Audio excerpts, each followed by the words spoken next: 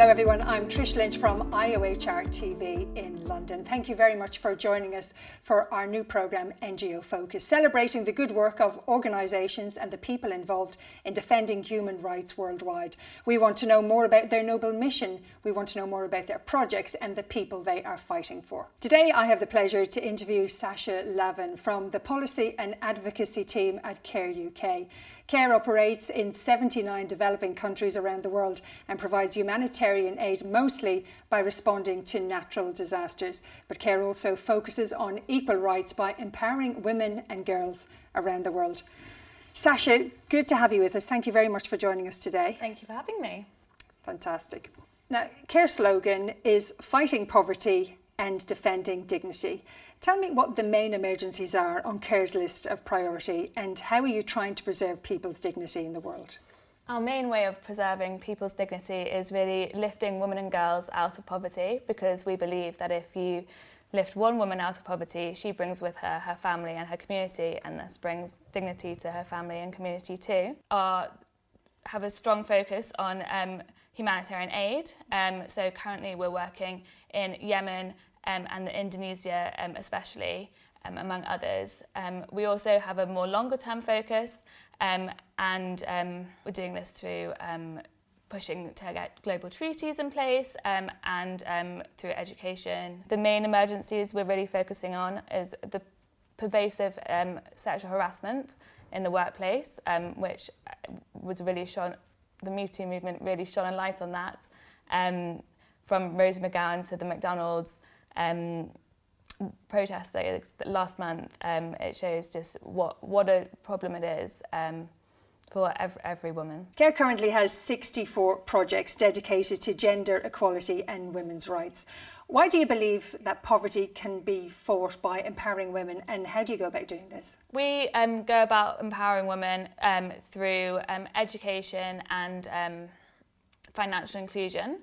CARE was actually one of the first NGOs to bring in about 15 years ago VSLAs, village loan saving accounts, which meant that women living in rural areas and the unbanked could really become banked and create a way to save and empower them. So the unbanked are people that don't have a bank account, yes, or have no savings? People who don't have a bank account, many of them are illiterate, and it's a community lending group, savings group. Now you also mentioned education. Tell me why education for these women is a vital part of moving on.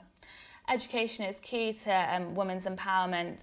Firstly, of course, it means that they can enter the workforce and create independence, perhaps from their partners or family. To be a girl in a refugee crisis is one of the most dangerous things to do in the world. Now, that's what your CEO, Michelle Nunn, said. Now, can you tell us what the main threats are that these girls are facing? The refugees are already such a vulnerable group of people, and in this current crisis, the girls make up 17 million of that number, and they are even more vulnerable. They are the first ones to be trafficked into sex and child labour. They're the first ones to be used as a weapon of war. So, for example, Boko Haram are 5 times more likely to use girls rather than boys as suicide bombers. And then they're the first ones to not go to school. They're the first ones not to get food.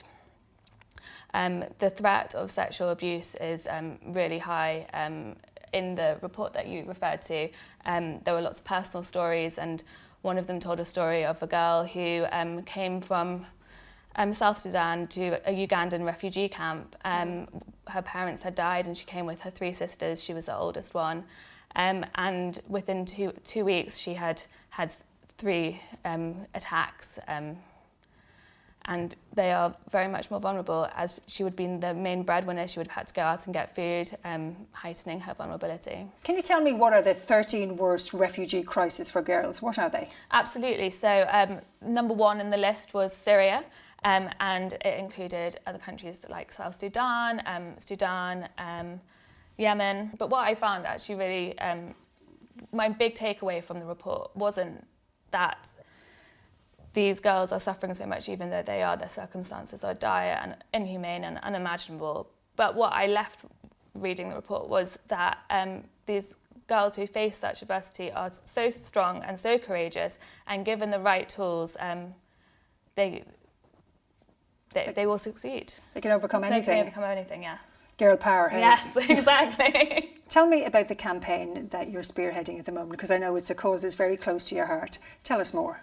The campaign is all about ending harassment and violence in the workplace. This campaign is really targeting the ILO, which is coming up at the end of June, to push for a really hard convention.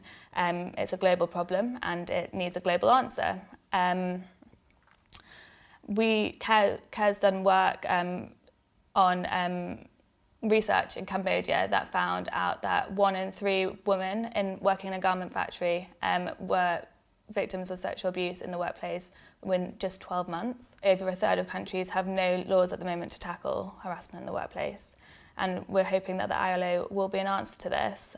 So far, it's been really positive, but there are still some sticking points. For example, around whether there's going to be a broad definition of workplace. We are really pushing for it because it means that the most vulnerable people in the informal workplace will be included in this treaty and given the protection that they deserve. So it sounds like you really do have your hands full, but what's next? Well, we're always looking forward to the future, especially with our focus on women and girls. But for me, for the time being, until June, when the ILO hopefully passes the convention, I will be focusing on ending harassment and violence in the workplace with the This Is Not Working campaign.